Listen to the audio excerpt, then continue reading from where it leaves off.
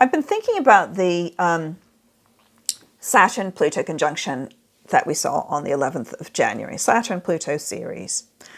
And I wanted to give you the heads up that Mars, the planet of action, is about to trigger that conjunction again.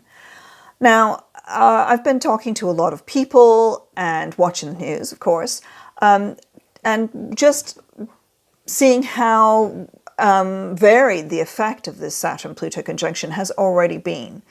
For example, I think that I can sum it up and say that it's about boundaries going up and down, either up or down, and rules being broken. And not yet remade, by the way, but just rules being broken. I think we can see that in what's happening with our democracies. We can see that in Brexit, which is putting up a boundary between the United Kingdom and Europe, but where boundaries are being broken down between Northern Ireland and Southern Ireland. And with the coronavirus is a fantastic example of what's happening with this in the world, which is that people are being put into quarantine. That is a boundary going up, but will the coronavirus get through? I think so. This won't be, I don't think this will be successful. And in fact, it's interesting that it's the Saturn-Pluto conjunction does reek slightly of prison. So there's a form of imprisonment going on. And you can take that thought and take it further.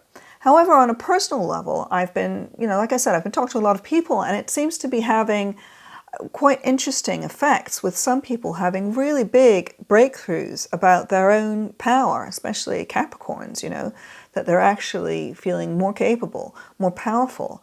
I've seen people also who have been, who are being pushed out, who have had to leave a group. Quite a few people have had to leave a group, or people who've lost their jobs. So there's been, some of the effects are negative, and some of them are actually quite positive. The thing for us all to grasp is that something is going to be left behind, and some rules and boundaries are going to be broken.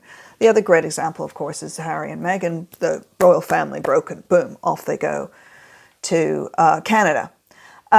So you can see that a lot of stuff already happened in January, but now we're coming up to Mars hitting all this stuff again, and we're going to start seeing some repercussions from this. We're going to start seeing the next round of what this means, of what this massive stellium in the sign of rules and government, what it really means when you get the planet of transformation, Pluto, with the planet of boundaries, Saturn, making a conjunction in Capricorn.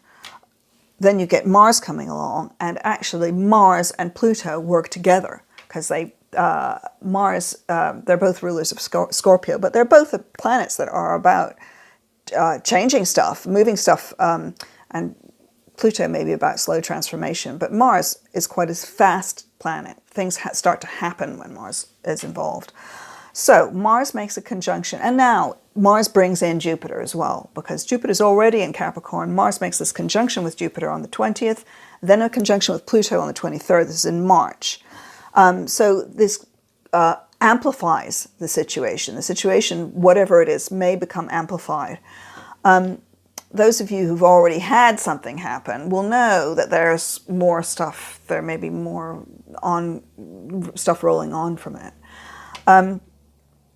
But what I find really interesting is that then Mars makes a conjunction with Saturn, which has been in Capricorn, but it makes a conjunction with Saturn on the 31st of March at 0 degrees of Aquarius, just as Saturn moves into Aquarius.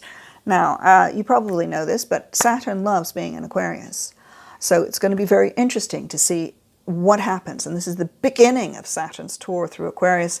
He has a meeting with Mars. So this is going to be a very active Saturn in Aquarius. He's not going to just be sitting around thinking about building canals, right?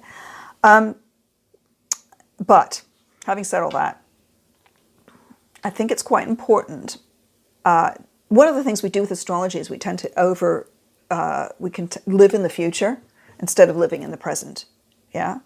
And actually, because we're always thinking, oh, what does that predict? What does that mean? What's going to happen with astrology? actually what astrology does is it gives us patterns, right? So the pattern of now, and it's important for us to feel the pattern of being in the now and to be here now with astrology, right? So the pattern of the next, from the 16th of February to the 30th of March, is Mars is in Capricorn. This stuff is kicking off.